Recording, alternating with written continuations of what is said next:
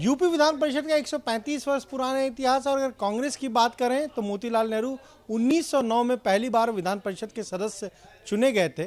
113 वर्ष पुराना कांग्रेस का इतिहास है, लेकिन पहली बार यानी आज 6 जुलाई को कांग्रेस विधान परिषद में उत्तर प्रदेश में अब शून्य होने जा रही है। दीपक सिंह का कार्यकाल आज खत्म है। दीपक जी, ये आपका नाम लिखा हुआ है 2018 से और 6 जुलाई को आज ये समाप्त हो रहा है। इसी के साथ कांग्रेस विधान परिषद में शून्य हो रही, ये स्थिति आ गई कांग्रेस की।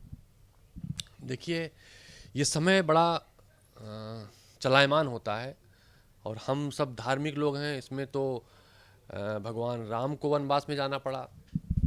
जो हम महाभारत की बात करते हैं, इसका जिक्र करते हैं, उसमें पांडवों को वनवास झेलना पड़ा, अज्ञातवास झेलना पड़ा।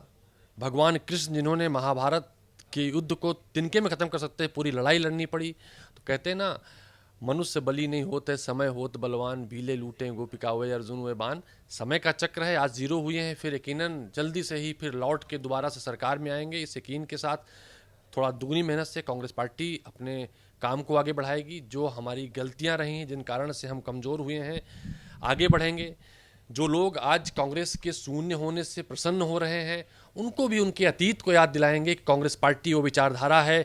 जब लोकसभा में भारतीय जनता पार्टी शून्य हो रही थी तो हमने अपने सदस्य का इस्तीफा दिलाकर भारतीय जनता पार्टी को लोकसभा में जीवित किया था। लेकिन कम से कम उनका अहंकार उनको मुबारक होगा। कांग्रेस पार्टी अपने लिए इसलिए काम करेगी, जब से कांग्रेस पार्टी नहीं है हमारा देश कमज़ोर हुआ है, उत्तर प्रदेश कमज़ोर हुआ है। तो अब देश और उत्तर प्रदेश को बनाने के लिए कांग्रेस पार्टी काम करेगी। कांग्रेस पार्टी उत्तर प्रदेश के एक सदन में शून्य हुई है, बिना उसकी परवाह किए भारतीय जनता पार्टी सरकार के अहंकारों के खिलाफ उसी मुखरता के साथ आवाज़ उठाती रहेगी। देश में कई सारे कानून हैं, लोकतांत्रिक व्यवस्थाएं हैं, उन माध्यम से सरकार को अपने विपक्ष की भूमिका को निभाती रहेगी। तो एक परंपरा है, लोग जीरो से शिखर पर पहुंचे हैं। गिनती की शुरुआत भी शून्य से होती है। आपने कांग्रेस के इतिहास को, 100 साल पुराने इतिहास को भी बताया। तो यकीन है जीरो से पहुंचेंगे, सरकार के नंबर तक पहुंचेंगे। शून्य से शिखर की शुरुआत अब होगी, आप इसे ठीक मान रहे हैं कि जीरो से नीचे तो कुछ नहीं होगा, इससे आगे ही बढ़ना है। देखिए, कांग्रेस पार्टी के पास अब खोने के लिए कुछ नहीं है। कांग्रेस पार्टी के पास जो कुछ भी है सिर्फ पाने के लिए है। और कांग्रेस पार्टी अब सत्ता पाना चाहती है, इसलिए कि उत्तर प्रदेश का पुनर्निर्माण हो सके। कांग्रेस पार्टी सत्ता इसलिए पाना चाहती है कि जो हमारा देश विभिन्न मामलों में, चाहे बेरोजगारी हो, चाहे स्वास्थ्य के आंकड़े हों, शिक्षा के आंकड़े हों, उत्तर देश में जो आज डॉलर की तमाम ऐसे मुद्दे हैं, देश को कमज़ोर करने का काम किया गया है। तो हम इन इरादों के साथ आगे बढ़ेंगे कि हम कमज़ोर होते हैं, देश कमज़ोर हो जाता है। यकीनन आज कांग्रेस पार्टी जीरो हुई है तो हमारी बहुत सारी व्यवस्थाएं भी जीरो हुई हैं। उन्हें आगे बढ़ाने के लिए कांग्रेस पार्टी काम करेगी और सदन में भी आएंगे, सरकार में भी आएंगे। आपने कहा जो लोग कटाक्ष कर रहे हैं, मुख्यमंत्री ने जब 100 दिन की उपलब्धियां गिनाई तो यही कहा कि कांग्रेस विहीन हो गया विधान परिषद। आज उप मुख्यमंत्री केशव प्रसाद मौर्य अपने विभाग की उपलब्धि गिना रहे थे तो उन्होंने भी कहा कि विधान परिषद जो है वो कांग्रेस विहीन हो गया। यानी ये सरकार अपनी उपलब्धि बता रही, कांग्रेस का शून्य होना। देखिए, कांग्रेस का शून्य होना सरकार की उपलब्धि नहीं है। ये तो पुराने समय में बहुत सारे इतिहास भरे पड़े हैं। बहुत सारे ऐसे राजा, लंका के राजा, उस समय कृष्ण काल के पहले के एक मथुरा के राजा, कई सारे राजाओं की कहानी भरी है। वो राजा भी अपने विरोधियों को शून्य करना चाहते थे। हमने सहस्त्रबाहु के इतिहास को पढ़ा है। सहस्त्रबाहु शिक्षा और ऋषि पद्धति को शून्य करना चाहता था, लेकिन हुआ नहीं ना। न रावण के चाहने से हुआ, न दुर्योधन के चाहने से हुआ, न कंस के चाहने से हुआ, न सहस्त्रबाहु के चाहने से हुआ। ठीक बात है, जब तक उनके पास ताकत रही उन्होंने कुछ विषयों को, कुछ संस्थाओं को शून्य किया था, लेकिन फिर उन्हें ही जाना पड़ा था। तो जिनको आज शून्य होने की प्रसन्नता है, उन्हें सहस्त्रबाहु, कंस, रावण, दुर्योधन को याद करना चाहिए। और मुझे तो प्रसन्नता है कि उनका अहंकार अब सर चढ़ के बोल रहा है, उपलब्धियों के बजाय कांग्रेस की बारे में ज़्यादा बातें कर रहे हैं। तो कांग्रेस आएगी तो इनके बारे में हम ऐसी बात नहीं करेंगे। उत्तर प्रदेश के बारे में बात करेंगे, उत्तर प्रदेश के पुनरुत्थान के बारे में बात करेंगे। उत्तर प्रदेश ने अपने गौरव को खोया है, उसे पुनर्स्थापित करने की बात करेंगे। आपने 6 साल के आपके कार्यकाल को देखा, हर मुद्दे पर आपने सरकार को घेरा, चिट्ठी लिखी और जाते जाते भी आपने चिट्ठी लिख दी, कहा SIT जांच करा लीजिए जो ट्रांसफर में घोटाला हुआ है। मैं मुख्यमंत्री जी से व्यक्तिगत तौर पर अनुरोध करूंगा, मैं उनसे कल टाइम ही मांगूंगा कि मुख्यमंत्री जी, आपने कहा कांग्रेस जीरो हो गई 100 दिन के कार्यकाल में, तो अगर आपको जीरो होने से बचना है तो जो उत्तर प्रदेश में 100 दिन के कार्यकाल के मंथन पे जो आप अमृत देने की बात कर रहे थे, उसमें ट्रांसफर घोटाले का विष निकला है। अगर उस विष से आप उत्तर प्रदेश की जनता में अपनी छवि को बचाना चाहते हैं तो पूरे प्रकरण की एसआईटी जांच करा लें, श्वेत पत्र जारी कर लें, अन्यथा ये माना जाएगा कि उस विष मंथन में आप भी थे। और अंतिम बात कहूँगा, ये पत्र मैंने कल इसलिए लिखा कि मुख्यमंत्री जी सरकार को इस बात का आभास रहे, कांग्रेस पार्टी ने जो तमाम सारी ताकतें दी हैं, चाहे चिट्ठी के रूप में, चाहे आरटीआई के रूप में, चाहे लोकपाल और लोकायुक्त के रूप में, मैं ऐसे नहीं सताता रहूँगा और इनको अपने होने का एहसास दिलाता रहूँगा। ये अपना वादा रहा और उनके लिए ये मेरा सवाल और जवाब भी है। एक सवाल ये चर्चा चल रही सोशल मीडिया पे कि दीपक सिंह को बहुत जल्दी पार्टी जो है कोई बड़ी जिम्मेदारी देने जा रही है और इसीलिए दीपक सिंह को एमएलसी पार्टी ने नहीं बनवाना चाहती, तो वो समाजवादी पार्टी के साथ बात करके उनको भेज सकती थी। क्या इसमें सच्चाई है? आपको बड़ी जिम्मेदारी प्रदेश में देने वाली है क्या? आला कमान देने वाला?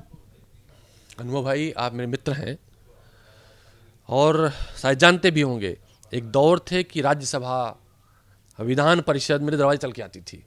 मैं पार्टी कार्यकर्ता हूँ, पार्टी जो जिम्मेदारी थी उसका निर्वहन करूँगा और यकीनन मैंने कोई ऐसी न जिज्ञासा पार्टी में रखी। हाँ, मैं आपके चैनल पे कह रहा हूँ, मैंने पार्टी से कुछ दिन का विश्राम जरूर मांगा है। पार्टी देगी विश्राम आप जैसे ऊर्जावान कार्यकर्ता को, आप जैसे ऊर्जावान नेता को? ये पार्टी को तय करना है। देखिए दीपक सिंह, आखिरी दिन है, भावुक भी हो गए हैं। जो तमाम जो साथी हैं, जो ऑफिस में कर्मचारी हैं, वो सभी लोग विश करने के लिए आज फेयरवेल में शामिल होने के लिए पहुंचे हैं। कहीं ना कहीं जब इस तरीके के नेता हैं जो हर समय हर व्यक्ति की बात करें और जब उनके कार्यकाल का अंतिम दिन है तो हम कार्यालय में ही मौजूद हैं, जो स्टाफ है पूरा वो यहाँ पर पहुँचा हुआ है और कहीं ना कहीं थोड़े से भावुक दीपक सिंह भी हुए हैं और जो यहाँ पर पूरा स्टाफ है वो भी हमें भावुक नज़र आ रहा है। कैमरे जितिन के साथ अनुभव शुक्ला, एपी गंगा, लखनऊ। कांग्रेस की भारत जोड़ो यात्रा पर बीजेपी प्रदेश अध्यक्ष भूपेंद्र चौधरी ने जो बयान दिया है उसे लेकर कांग्रेस अब बीजेपी से ही सवाल कर रही है। हमारे साथ कांग्रेस के पूर्व एमएलसी दीपक सिंह जी, उनसे जाने। दीपक जी, बीजेपी प्रदेश अध्यक्ष बलिया पहुंचे और उन्होंने कहा कि ये जो कांग्रेस की भारत जोड़ो यात्रा है इसको राहुल गांधी को पेशावर से, कराची से शुरू करनी चाहिए थी, क्योंकि विभाजन तो कांग्रेस के समय में हो। देखिए, भारतीय जनता पार्टी समाज को तोड़कर, जाति और धर्म का जहर फैलाकर राज कर रही है। जब कोई जोड़ने की बात करेगा, राहुल गांधी अगर पैदल चलकर कन्याकुमारी से कश्मीर तक एक भारत, एक स्वर का भारत, एक सपनों की भारत की बात करेंगे, तो जो तोड़ने वाले हैं उन्हें निश्चित रूप से तकलीफ होगी। और भारतीय जनता पार्टी के अध्यक्ष की तकलीफ उनको मुबारक हो। जो जोड़ने वाले हैं वो जोड़ने काम करेंगे, जो तोड़ने वाले हैं तोड़ने काम करेंगे। नेता जुबान से तोड़ेंगे, इनके लोग लाठी डंडों से तोड़ेंगे। तो ये तोड़ने वाले लोग हैं। तोड़ने वालों लोगों का कांग्रेस के ऊपर कोई प्रभाव नहीं रहा, क्योंकि हम जोड़ने वाले लोग हैं। हमने तब भी जोड़ा था जब 1942 में ये अंग्रेजों के साथ खड़े होकर भारत तोड़ने की बात करते थे। हम आज भी जोड़ने की बात कर रहे हैं, हम आज भी जोड़ते हैं जब ये समाज को तोड़ने की बात करते हैं। ये भारत जोड़ो यात्रा 2024 के लिए क्या वोटर जोड़ो यात्रा है क्या? देखिए, हम राजनीतिक व्यक्ति हैं और हम राजनीति इसलिए करते हैं कि हमारे देश का उत्थान हो, हमारे देश की प्रगति हो। क्या भारतीय जनता पार्टी जिन मुद्दों को लेकर सत्ता में आई थी आज उस पर कायम है? उनके पोस्टर गवाही देते हैं। ये महंगाई के मुद्दे पर आए थे, ये भ्रष्टाचार के मुद्दे पर आए थे, रोजगार के मुद्दे पर आए थे। तो आज मुद्दे कहाँ हैं? तो कांग्रेस पार्टी चाहती है कि हम इन लोगों को हटाएं जो पुराने दौर थे देश के, जहां देश प्रगति कर रहा था, जहां देश खुशहाली की तरफ बढ़ रहा था, उसे वापस लाएं। तो ये कह सकते हैं हम खुशहाली के लिए पदयात्रा कर रहे हैं। तमाम लोग इस तरह के बयान दे रहे हैं, खासतौर से राहुल गांधी की इस यात्रा पर। देखिए, जो भारत के समर्थन में है, जो देश में खुशहाली चाहते हैं, वो सब राहुल गांधी के साथ खड़े हैं। जो तोड़ने वाले लोग हैं वो भाजपा की विचारधारा के साथ खड़े हैं। अब तो वे लोग भी बोलने लगे हैं राहुल गांधी के पक्ष में जिन्हें कभी राहुल गांधी भाते नहीं थे। तो मुझे लगता है कि राहुल गांधी की ये पहल उन लोगों के लिए कष्टकारी है, उन लोगों को पीड़ा पहुंचा रही है जो चाहते हैं कि झूठ की इनकी काठी बार बार चढ़ती रहे। एक सवाल मेरा ये है कि अब कांग्रेस अध्यक्ष के लिए चुनाव हो रहा है। मल्लिकार्जुन खड़गे बहुत सीनियर लीडर हैं, शशि थरूर वो भी सीनियर हैं और दोनों साउथ से आते हैं, दोनों खड़े हैं। आप भी कहीं ना कहीं वोटर हैं उसमें। राहुल गांधी खुद अमेठी से बने हैं वोटर, और आप राहुल गांधी के भी करीबी हैं, प्रियंका गांधी वाड्रा के भी करीबी हैं। यही आरोप लगता रहा है कि गांधी परिवार के अलावा कोई अध्यक्ष हो नहीं सकता। इस बार संभव दिख रहा है ये? देखिए, हमें लगता है जो अल्पज्ञानी हैं वो ये बात कहते थे गांधी परिवार के अलावा कोई अध्यक्ष नहीं हो सकता। कांग्रेस का इतिहास उन्हें अध्ययन करना चाहिए और कांग्रेस पार्टी के लोकतंत्र से उन्हें सीख लेनी चाहिए। मैं यूथ कांग्रेस और एनएसयूआई का इंचार्ज भी रहा हूं। हमारे यूथ कांग्रेस और एनएसयूआई में चुनाव होते थे, चुनाव से अध्यक्ष चुना जाता था। और जब मैं पहली बार पीसीसी का मेंबर चुन के आया था जनपद अमेठी के सागढ़ ब्लॉक से, तब मैंने वोट किया था कांग्रेस पार्टी के अध्यक्ष को, सोनिया गांधी जी को, और उनके खिलाफ कैंडिडेट थे।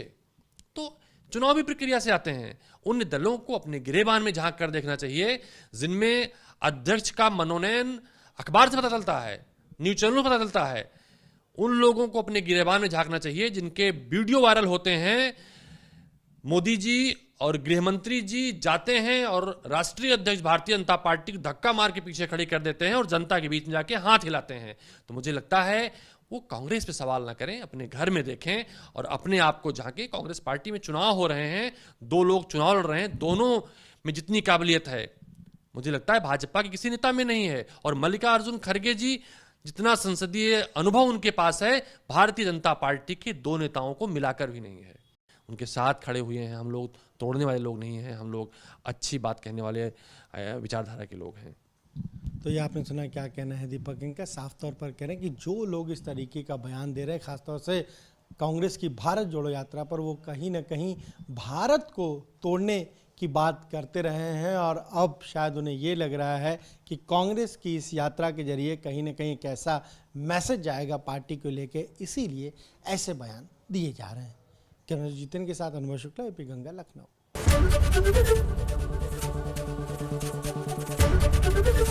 एबीपी गंगा, खबर आपकी, जुबान आपकी।